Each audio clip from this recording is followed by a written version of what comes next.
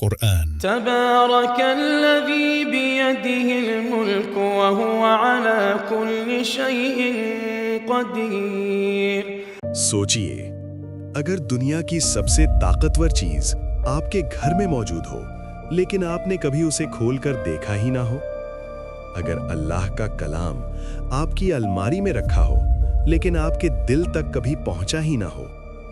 ہم قرآن پڑھتے ہیں مگر سمجھتے نہیں، ہم قرآن کو چومتے ہیں مگر اس پر چلتے نہیں۔ آج ہم بات کریں گے قرآن اصل میں کیا ہے اور وہ حقیقت جو اکثر لوگ نہیں جانتے۔ اگر ویڈیو اچھی لگے تو ابھی لائک کریں اور چینل کو سبسکرائب ضرور کریں۔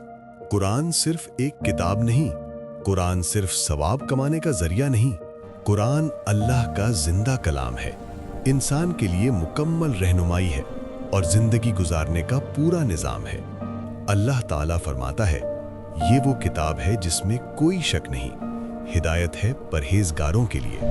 یعنی قرآن صرف پڑھنے والوں کے لیے نہیں بلکہ چلنے والوں کے لیے ہے۔ قرآن فرشتوں کے لیے نازل نہیں ہوا، قرآن صرف علماء کے لیے نہیں اترا، قرآن صرف مسجدوں کے لیے نہیں آیا، قرآن عام انسان کے لیے نازل ہوا، اس انسان کے لیے جو ٹوٹ جاتا ہے، جو گناہ کر بیٹھتا ہے اور پھر واپس آنا چاہتا ہے۔ اسی لیے قرآن کہتا ہے کہ ہم نے قرآن کو نصیحت کے لیے آسان بنا دیا ہے۔ سوال یہ ہے، کیا ہم نصیحت لینا چاہتے ہیں؟ آج ہم نے قرآن کو صرف مرنے کے بعد پڑھنے کی کتاب بنا دیا ہے۔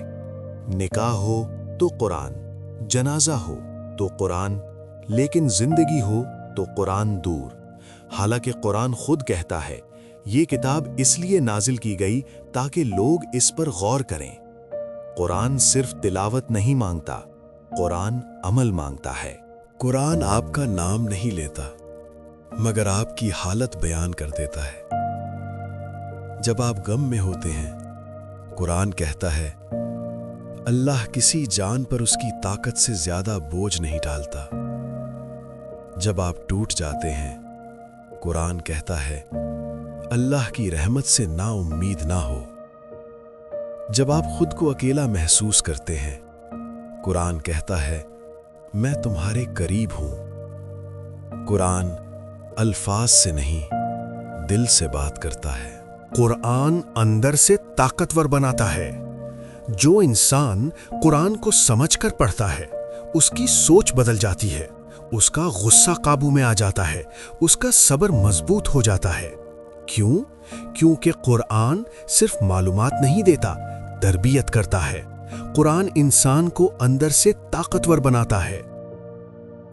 جب قرآن زندگی سے نکل جاتا ہے تو سکون بھی نکل جاتا ہے۔ لوگ کہتے ہیں سب کچھ ہے مگر دل خالی ہے۔ قرآن جواب دیتا ہے، جو میری یاد سے منہ موڑے اس کی زندگی تنگ ہو جاتی ہے۔ مسئلہ پیسہ نہیں، مسئلہ رشتہ نہیں، مسئلہ قرآن سے دوری ہے۔ قرآن سے رشتہ کیسے بنائیں؟